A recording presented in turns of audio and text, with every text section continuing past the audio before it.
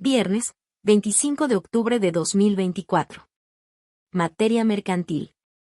Tesis jurisprudenciales y aisladas. 1 de 1.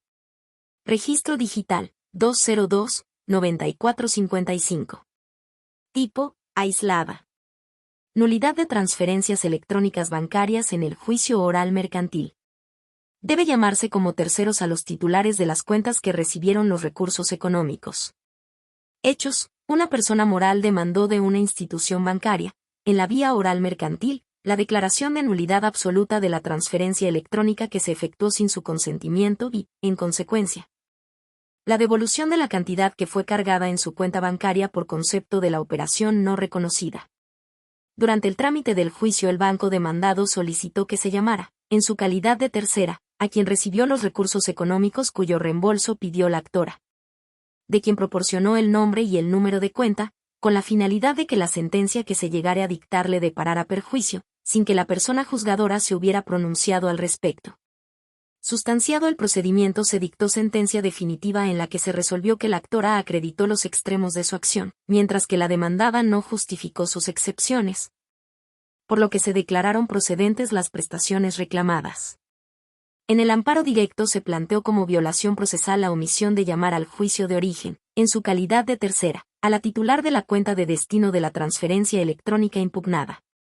Criterio jurídico. Este tribunal colegiado de circuito determina que cuando en el juicio oral mercantil se demanda la nulidad de transferencias electrónicas bancarias, debe llamarse como terceros a los titulares de las cuentas que recibieron los recursos económicos. Justificación. Los artículos 1094, fracción B y 1203, en relación con el diverso 1390 bis 8 del Código de Comercio, autorizan el llamamiento, a petición de parte, de los terceros destinatarios de los recursos, a fin de que la sentencia que se llegare a dictar también los vincule en sus efectos, y en un posterior proceso no puedan oponer defensas a la cosa juzgada, distintas de las analizadas en el juicio donde se hizo la litisdenunciación, con la condición de que la sentencia pueda depararles perjuicio. Estándar flexible. Lo que ocurre tratándose del juicio oral mercantil en el que se demanda la nulidad de transferencias bancarias con sustento en que se realizaron sin el consentimiento del titular de la cuenta.